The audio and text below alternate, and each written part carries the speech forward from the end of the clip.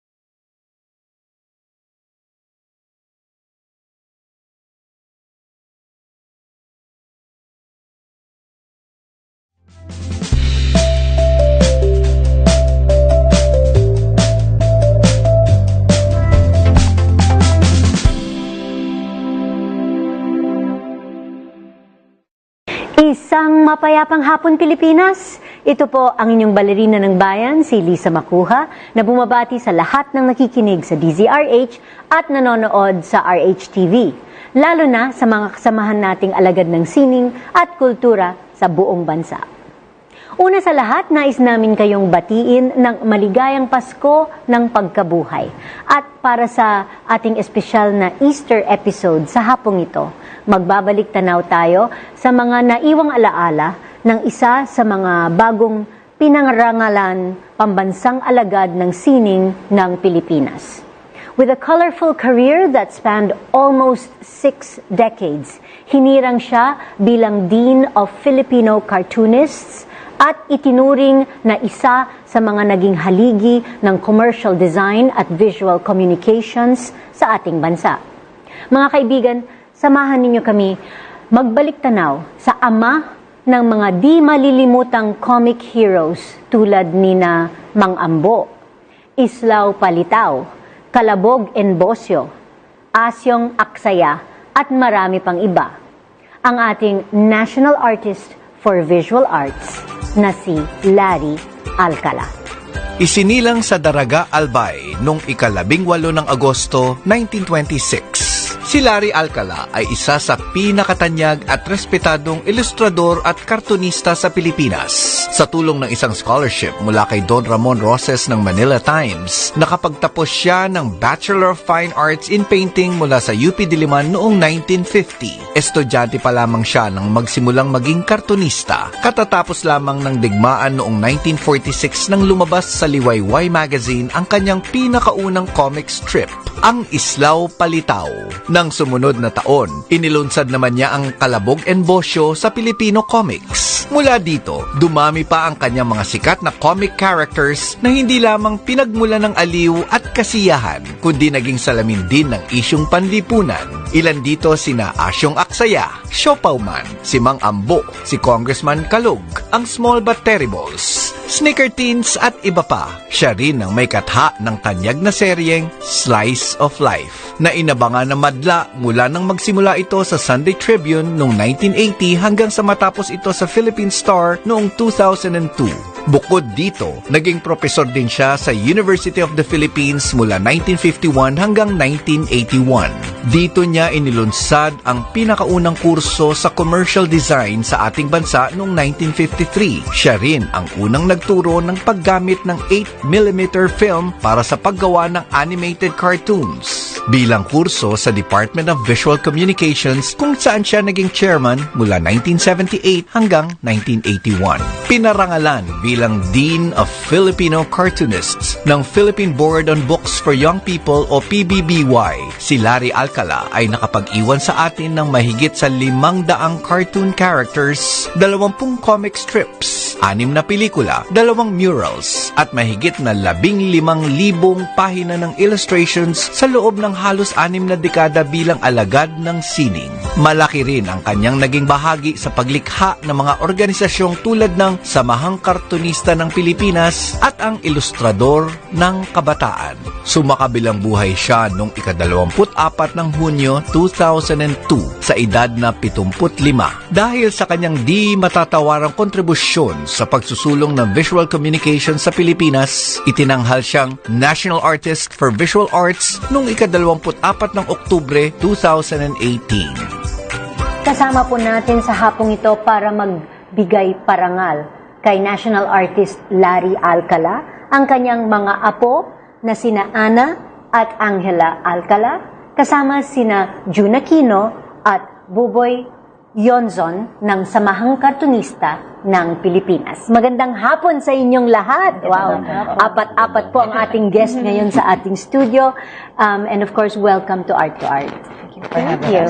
Thank you for, coming especially to do something really fantastic this Easter Sunday, to give tribute to a great man, National Artist Larry Alcala. Para sa milyong-milyong Pilipino, the name Larry Alcala is synonymous to that weekly cartoon series Slice of Life sa Philippine Star, no? Madalas naguunahan pa kami. I remember kami ng mga kapatid ko, we would grab the newspaper. Tapos yun talaga yung unang-una naming hinahanap kung nasaan si Larry Alcala.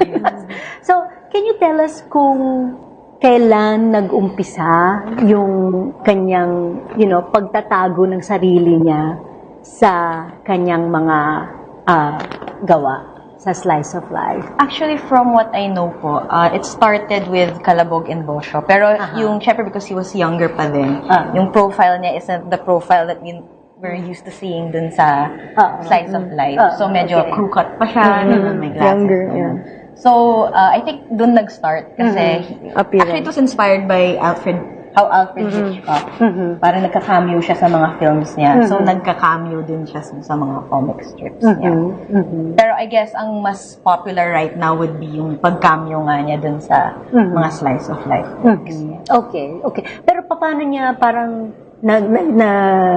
nagkaroon ng idea na ipasok niya yung sarili niya doon? Was it because of Alfred Hitchcock and the films? Or siguro po it was like Where's Waldo? Well, actually, if you look at yung history, I think nauna pa siya kay Where's Waldo or Where's Wally in certain countries. Okay. Nauna pa siya sa pag-insert sa sarili niya dun sa mga murals, sa mga tableaus na comic tableaus. So, he predates that in a sense. Pero, I guess the idea of doing it, I would say was inspired by Hitchcock and maybe yung fun lang of adding mga Easter eggs. Kasi even in video games, di ba, ginagawa niya adding Easter eggs. So, I guess dun nanggaling. Okay. Well, this is a little bit of history, of course, before you guys were born. Si Larry Alcala, maagang pumasok sa pagguhit ng mga comic strips. I think he was still in college student pa lamang siya, no? As a high schooler, he started doing comic books. High school pa lang? Yeah. Oo. Okay. Tapos parang na-publish pa siya even before siya mag-graduate sa, I think it was Isla Palita. But yes, sobrang maaga nga. Yes, but do you know or do you remember kung paano nagsimula ang kanyang career bilang cartoonist and illustrator? What sparked that interest going into that art form? I guess, I wouldn't know for sure kung ano yung nag-spark sa kanya. Pero, clearly early on, kasi meron po kami mga existing copies actually ng mga comic strips that he made as a teenager na binind lang nila sa bahay. Tapos parang, ang audience lang niya, sila magkakapatid, sila mga kapitbahay. So, I guess early on, meron na talagang raw skill for it, raw talent for it, which was identified early on kasi sinabit nga niya yung mga works niya kay, I'm not sure if it was Tony Velasquez. Could be, yeah. So parang because of that, naging published artist siya sa Liwayway early on, even before college. And I think it's what prompted Ramon Roses to give him a scholarship that allowed him to study fine arts sa UP. Okay, June and Boboy, you guys are so quiet there. Ladies first. Mas maraming alam yung apo. So para naman sa kaalaman ng mga kabataang nakikinig ngayon, alin sa tingin ninyo ang tatlong pinakamahalagang comic strip series na ginawa ni Larry Alcala? And of course, why? Siguro ako muna. Yung Asyong Aksaya. Asyong Aksaya. Kasi dito tinuturuan tayo magtipid saka yung Which is style. like very, very relevant now, no? Ibang klase ang pagiging Asyong Aksaya ni ni karakter na yan Hindi ko alam basta niya kinuha o hinugot yung karakter na yun. Kaya, hanggang ngayon, kung sana ma-revive yun, maraming matutunan yung mga bata natin, yung mga millennials. Kaya, sana one day, ma-revive ulit. Are there any plans na ma-revive si Asyong Aksaya? Sa ngayon, wala pa kami. Wala pa. kami nakikita. Okay. Well, we're asking for 3. So, what are the other 2? Isa siguro yung Kalabok and Bosyo because parang breakthrough work yan dun sa Filipino comics before. So, kasi parang yun, dahil iba-iba yung istorya bawat week. Iba-iba rin yung characters, expanding characters. So, napakaganda nung adventure nung dalawang ito. In fact, that was supposed to be made into animation film feature. Kaya lang siguro because of financial constraints, hindi siya matuloy-tuloy. But, diba? Sino ba to? Si Tony Tuviera, I think, bought the rights to it. Kaya lang, I don't know, but hindi pa rin matuloy. No, ano pa yung Siopaw Man, no? Siopaw Man. Yun yung mga talagang natatandaan mo, no? For your... Kasi maganda rin yun. And I think that also bought for a film.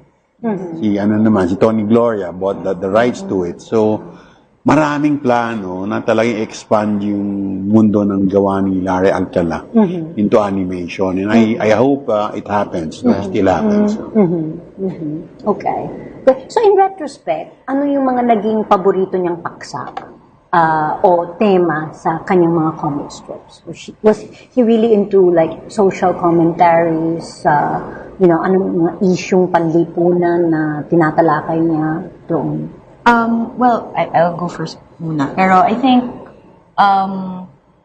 I can't evident naman sa work niya na it's really a commentary on Filipino culture. On the Filipino, Filipino psyche, what are Filipinos like, parang both our character flaws and our virtues, so to speak. So, iba-iba in different ways. Pero in general, I think, napaka-Filipino talaga nung body of Filipino. Which is why I like Mangambo in particular, kasi his characterization of Mangambo and well, it applies to all other comic books, but particularly with Mangambo, it's all about really how the Filipino takes his life lightheartedly, but also goes through a lot in this little barrio. So, and they're not like, the others are more like they have a lot of themes, but I think the Mangambo series is just about Filipino life. And I think that's a microcosm of what he really did with this work. It's really to represent the Filipino, the family, making you part of the Filipino family. And I guess that's why people resonate so much with the Filipinos, is because it's so reflective of what we are in a simple story. But that's what it's about. Well, speaking about family, what was he like as lolo, or as a father and as a grandparent? Actually, I don't know if it's the same with you, pero ang memories ko of lolo talaga behind his work desk. Yeah, I was gonna say that also. Yeah. So, studio niya kasi ang setup is nandun sa gitna yung desk niya, tapos may little fridge siya na parang may chocolate. May chocolate siya. Gives on what's inside. And then, lined with cassette tapes of Frank Sinatra. And records of Frank Sinatra. Super big Sinatra. Okay. So, para yung the only image I had, the most permanent image I had of him growing up was yung drawing table niya and the lamp that came out from it, and then Frank Sinatra playing. That's all. That's most of the in a cloud of smoke. Yeah, in a cloud of smoke, and that's all. Most of what I remember when he lived in in the village. And syempre, like at every opportunity, he's there to treat us to dinner. Dinners out with the family. So, doting lolo, very quiet man. Very quiet man. I think a lot of people will attest na super tahimik niya sa person, diba? Super suplado. Suplado ba siya? Tahimik lang siya. Or may pagka, lang siya, introvert. And actually, he was misunderstood in that way because he was really, he didn't want, it wasn't that he was antisocial. It was more of, he enjoyed being in the background, observing people, so he can later on write stories about them. And I think, material. yeah, and I lagi think, siyang nagre-research. yeah, and I think that's why his work is so real, because it's based on real, yeah, and that's what touches our hearts more. Okay. Yeah, but yeah, very observant. But did he have any, like, say, like, activity or hobby outside of his drawing and his cartoon, you know? He was a jazz guitarist. I mean, Okay. kasi growing up, Yeah. sila magkakapatid, meron silang combo. Term combo dates it. Yeah, pero during the war, it was ito. Yeah, So, and in the war they had to Yeah. be a combo. But he's also a photographer. He's delved into a lot of other arts. Okay. Yeah, but he's also a good photographer. And yeah, and apparently cooks really well, or some, or well. Champurado. Yeah, somewhere. Yeah. So, kasi he used to do, kasi barkada sila ng father ko. My father's Hugo Yonzon, sila Malang. And they used to play a lot, domino, poker in the house. But, you know, Larry's so busy. Iba talaga siya. Parang talagang 24/7 cartoonist eh. So, kahit na naglalaro siya dati ng poker, nagdo-drawing siya dun sa kabila. Parang gano'n. So, di ba? So, ako naman bata pa noon. Ang ginagawa ko, tiga-itim lang ako ng mga So, yun I think. And also because yung nabanggit mo na rin, he's a music lover. So, marami siyang collection ng vinyl. I hope you still have them. Yeah. Okay. Yeah. So, did he ever learn to use the computer for his artwork, or was he old school na talagang pen and paper? Or I remember during the latter years, ang parang ang naging system was, Lola would do it the way he always did it, pen and ink on paper. Tapos, scan ni Lolo to send the line art, image to my dad. Tapos siya po yung magsa-separate to black and white and color. And yun yung files na isa-send sa each paper. But I think himself, like, he still, he had to stay true to the medium, I think, because it wouldn't, For a time, he was sending his strip from Negros. Opo, yes. Fax na eh, fax. Fax pa no, kaya pakikita mo yung parang may mga, di ba, sira because of instant. So, kailangan pang touch up. But he always worked from home. Yes. No? He always worked from home. Okay. So, let's talk about his comic book characters. You know, marami siyang mga naisalin nga sa pelikula, sa telebisyon, advertising campaigns. So, which ones were the most memorable, and sino yung mga artistang gumanap? Can you just give us a short rundown of that? Yun ba? Tandaan si Dolphy and Panchito sa Kalabogan Bosyo. Yeah, Dolphy and Panchito. Image na nakikita ko lagi sa character na. Saka si Chiquito. Sa Asyong Aksaya. Si Chiquito was Asyong Aksaya. Okay. Meron pa bang iba? Sa Tipin yata, pero I don't know who the actor is. Tipin was a teenager. So yung yung travels niya as a young girl. I forgot who appeared in that. Okay. So, last September, was it, nagkaroon kayo ng isang tribute show para kay National Artist Larry Alcala sa UP College of Fine Arts? It was organized by the Samahang Kartunista ng Pilipinas. So, can you tell us more about that exhibit? We did because he was nominated as national artist then parang we were anticipating ano kaya ito manalo pumasok kaya etc. So we were preparing na pagka na-declare siya meron siyang biglang exhibit but so ang ginawa naming mga members ng SKP nag-drawing kami lahat. What we did was the tribute to Larry Alcala was ginaya namin ng slice of life. So each member was assigned topic, etc. So ito, bali ka dyan, traffic, bahala ka, eskwelahan, etc. So, nakahanda na yun. And I have to mention also yung grupo ng ilustrador ng kabataan, also naman drew caricatures of Larry, ang dami nun, siguro mga 30 or 40 caricature. So, nag-combine kami in one exhibit, yung ink at saka escape is also a big exhibit. So, parang nainip na kami siguro, hindi pa, tagal i-declare. So, parang nag-exhibit na kami. So, nauna na kami nag-exhibit. So, that was a very nice, in fact, it was supposed to run for only 2 weeks. Sabi ng UP, pwede ba, mga 1 month, tapos 1.5 months na gano'n. Kasi dami-dami naghahanap. Wow.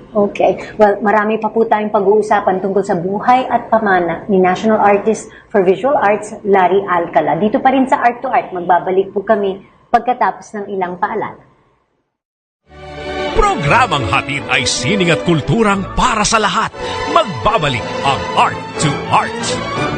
Schedule ng mga inaabangang konsyerto. Update sa mga magagandang panoorin sa mga tanghalan at teatro. Narito na ang Art2art Calendar.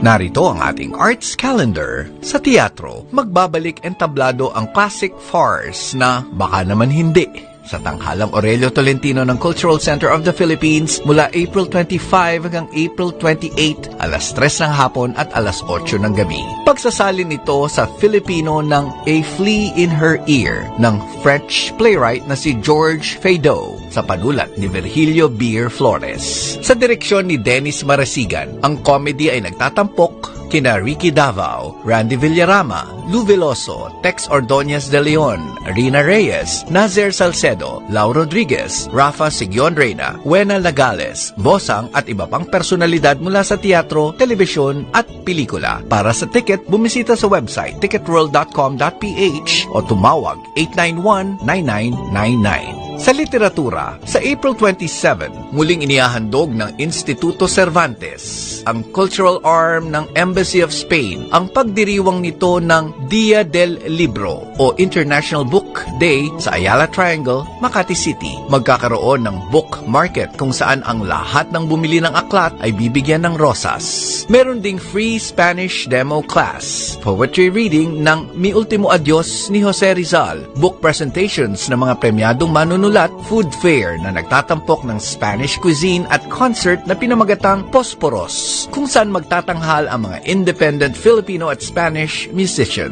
Para sa karagdagang detalye, bumisita sa website manila.cervantes.es o sa Facebook page na Instituto Cervantes Manila o kaya tumawag 526-1482. Sa musika, inihahandog ng President's Committee on Culture ng Far Eastern University ang FEU Bamboo Band sa concert na pinamagatang A Toast to Broadway, May 4, alas 6 ng gabi sa makasaysayang FEU Auditorium. Ang FEU Bamboo Band ay binubuo ng mga mag-aaral mula sa iba't ibang institutes ng naturang pamantasan sa ilalim ng artistic direction ni Norberto Cads. Tampok sa concert ang musika mula sa kilalang palabas tulad ng Phantom of the Opera, Mamma Mia, Wicked at Les Miserables, na tutugtugin gamit ang mga bamboo instruments.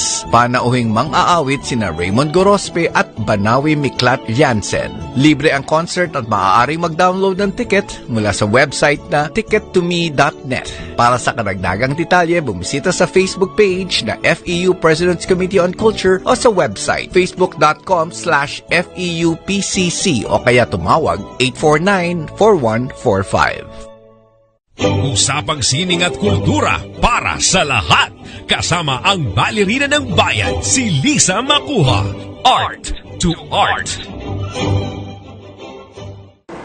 Kasama pa rin natin para magpugay kay National Artist Larry Alcala ang kanyang mga apo na sina Ana at Angela Alcala, kasama sina June Aquino at Boboy Yonzon ng Samahang Kartunista ng Pilipinas. Okay, so meron pala akong picture na kasama si National Artist Larry Alcala. Excuse me lang. In fact, naalala natin to during the commercial break that in 1991, magkasama kami, ang DNR nag-organize ng isang parang excursion sa Palawan ng mga artists. Kasama ko si Ryan Cayabyab, si dating senator, si Lauren Legarda, si Gosh. Anyway, nag-overnight lang kami sa El Nido sa Palawan. And yes, may picture talaga kami together. Wow. Okay, those were the days. So, kamakailan lang ata inilipat ang mga labi ni National Artist Larry Alcala sa libingan ng mga bayani. So can you tell us what happened? How did this all happen, and your feelings about that? Well, it was really an honor. Talagang it was a very moving ceremony and event. Kasi parang parang physical manifestation of really what yung gravity ng pagbibigay ng National Artist Award to an artist, to a person. Kasi first time because I don't have family in the military. So first time ko talaga maka-witness ng yung pomp and pageantry of military burial. So for me personally, na-move lang talaga ako kasi parang he was given a place alongside heroes, alongside men and women who literally gave their lives for the country. So para siyang proof really na lahat tayo may capabilities of really contributing to our country and doing something that can really not just make our fellow countrymen proud, but really contribute to the country. So sa kanya, for some people, it's being actually going to war and fighting and protecting our freedom. For some people, it's going into public service. Sa kanya, and like the other national artists and national scientists, it's your art, your craft, or what you've dedicated your life to. So, napaka-deep and meaningful nung message sa akin nung event na yun. Yeah. At the same time, it's a very inspirational thing to go through because now you have a name that you want to live up to. So as the family, we want to live up to this legacy, and it's a constant reminder. It's his transfer to libingan ng mga bayani. It's a constant reminder that we should continue this legacy, be good as individuals, as a family. I hope lahat ng kanyang mga original drawings ay naka-preserve and being kept talaga. No? Yes, definitely. Okay. Although there is a need talaga to house them in a more sort of conducive environment. Probably a place where people can continue visiting them and seeing them and enjoying the works. But yes, they're in ano naman. Plus, I'm saying that to their father that, Larry Alcala deserves a book. Yes. He doesn't have one. So wala? Wala. So sayang. So parang I'm pretty sure he has enough material to fill volumes of volume 1, volume 2, volume 3, no? we can probably appeal to whatever NCCA to support it. Yes. Sayang. Okay, well, I just recounted the first time I met Larry Alcala in Palawan. So, June, Boboy, can you recount the first time you met Larry Alcala? And basically, whether professionally or personally, what you remember most about him? So I was 18 when I met Larry Alcala. First time akong mag-cartoon sa Philippines Free Press. Then yung editor namin, si Mr. Esmeraldo Izon, introduced me to Larry Alcala. Idol ko siya bata pa lang, idol ko na siya unang-unang kita sa kanya, para nakita ko si Godfather. Gusto ko magpa-autograph Tapos nung katabi ko siya, sabi sa akin, 18 ka lang, cartoonist ka na? Tapos ka na ba ng college? So, hindi pa sir. Mag-aral ka muna, tapusin mo yung college mo. Tulungan kita sa UP Fine Arts, ipasok kita ron. Kaya siya nagpasok sa akin sa UP. Kaya kumuha ko nag-major ako sa painting. Through Larry Alcala. Yun ang una kong natutunan sa kanya. At ang pangalawang pinakamahalaga ay yung huwag ka manigarilyo, huwag mo akong gayahin. Kasi karamihan ng artist naninigarilyo. Kaya yun, napamana niya sa akin. Kaya hanggang ngayon, nakapag-basketball pa ako. At age 50. Yung pagiging healthy living, yun ang tinuro niya sa akin. Kung di bali na ako, matanda na ako, okay lang ako. Kaya yung mga bata, huwag na kayo mag-smoke. Yan, napakagandang sample. Kaya yun tinuturo ko doon sa mga anak ko, sa mga kaibigan ko, sa mga baguhang artist. Iwasan yung sigarilyo. Pero maganda talaga yung parang sinabi niya talaga, mag-aral ka muna, Oo. no? Kasi high school lang ako noon. That was very... May talent na ako sa art, pero hindi ako tapos sa college. Yes. Nag-work na agad ako kasi kailangan ko makaipon. Yeah. Siya talaga nag-push sa akin. Makatapos ka. Makita mo talaga yung values. No? Okay. Laging may time sa pag-aaral. Hindi ko yung busy. You know? Bobo, ikaw naman. Ay, bata pa. Nakilala ko na si lolo nila because kabarkada nga ng daddy ko. Sumasama ako minsan na they go fishing. And I don't know kung kasama ang daddy sa hunting. But anyway, so and then sa college, naging teacher ko siya. He was my thesis advisor actually. So, doon sa klase namin, ako lang mag-isa noon kasi sa UP Finance kasi yung Viscom, you go to advertising or you go to editorial. So si Manlari, advisor ng editorial, which means yung magazine. So yun, and then nung kinasal ako, siya yung ninong ko. So marami kaming And then I was tasked to present him during the deliberation for the National Artist Award. Yun ang ties ko with Manlari. So sa SKP yan, kasama ko rin siya. Sinali niya ako, kami, daddy ko, etc. So, and was president of SKP for a long time. So, siya nagbabantay sa amin, nag-a-advise sa amin, etc. Nasa likod nga lang siya tahimik, pero pag gusto niya magsalita, lalabas yung boses niya. So, what was he like as a teacher and mentor? Was he strict? Was he... Si Manlari, hindi talagang pakakawalan ganyan. Parang, ganun yun, tahimik. He leads you. He doesn't really instruct you. Parang he tells you this, to do that. Siguro malalaman niya kung ano yung potential mo, dun ka lang niya ibibigay. No? Kasi dun din ako ang tawag nito. For college, what do you call that? When you pag-graduate ka na? No. Yung summer ek-ek. Internship. Yeah, internship. I like that, summer ek-ek. So Weekly Nation. That was the magazine. Dun mo makikita yung isang aspect ni Larry Alcala when he did, kasi he was assigned to do the editorial cartoon. So yun yung medyo matapang side ni Larry. Kasi karamihan ng ginagawa niya yung comic strips which are funny. But dun sa editorial cartoon na yun and Weekly Nation, dun siya gumagawa ng editorial. Dun yung parang talagang political comment yung lumalabas. Okay. Kailan ba siya nag-retire from the comics industry?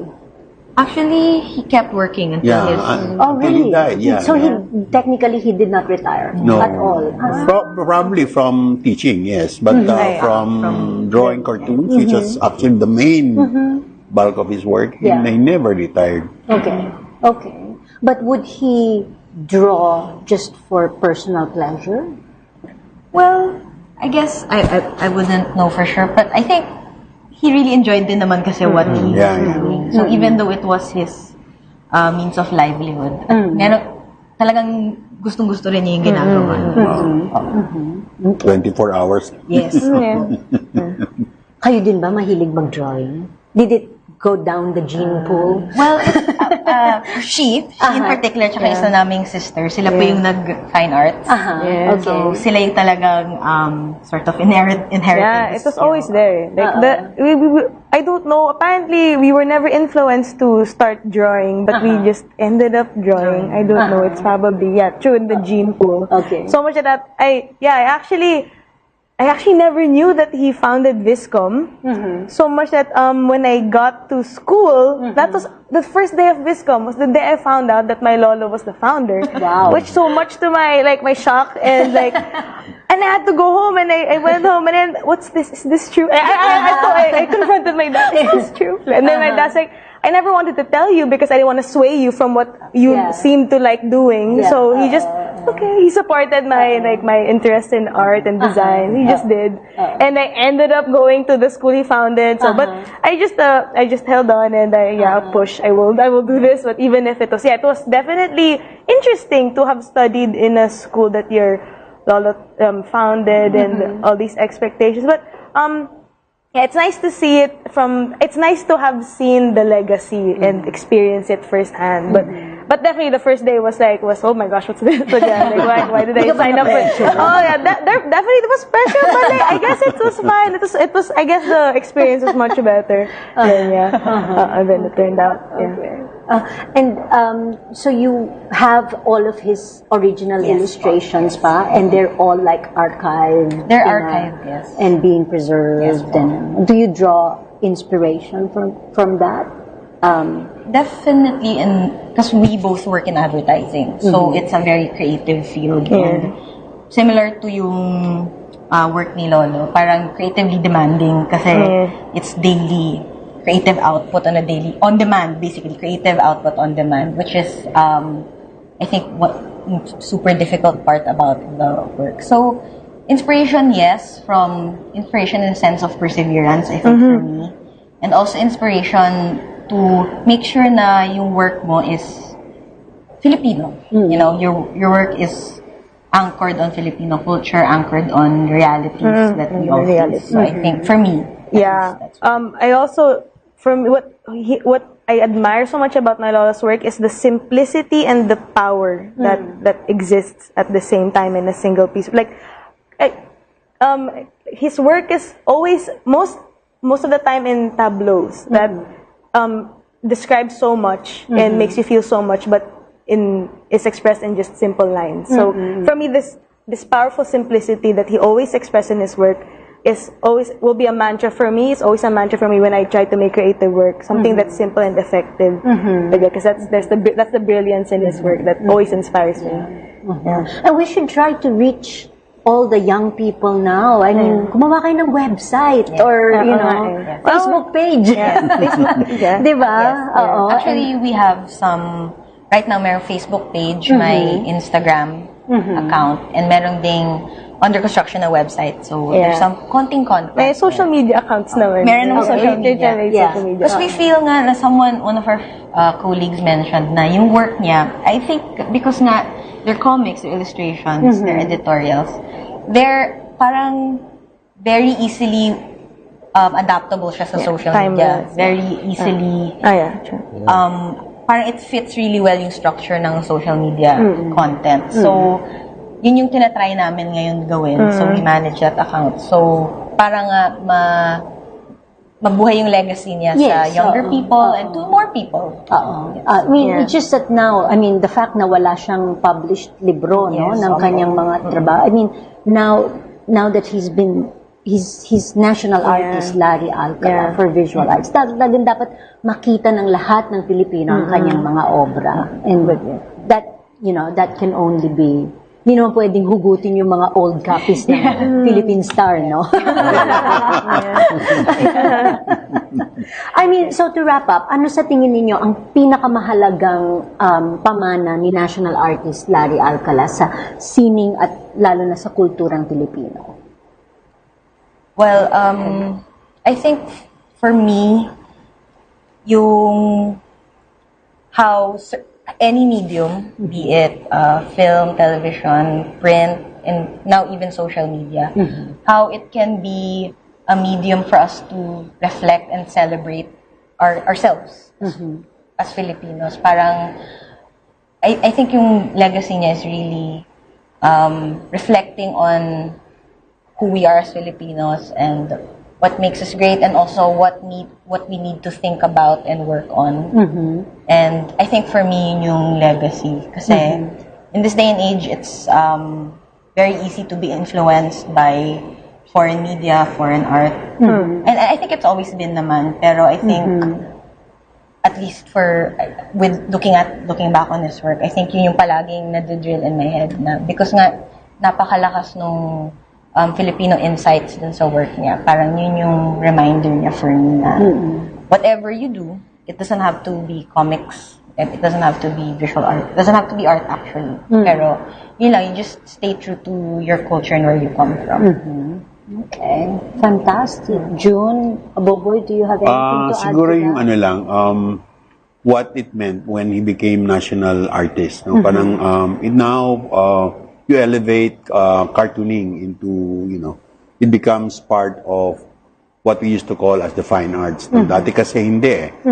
Parang when you look at it, as a, as a, an inferior cousin of art. So, ngayon, with this acceptance, with this elevation, parang, wow, parang mas lumawak yung pananaw regarding art, and lumawak din yung what art can mean to people, no? If kasi kasama dun sa pagtanggap is yung how the people accepted his art, no? Yung hinahanap siya linggo-linggo, parang how they made them happy.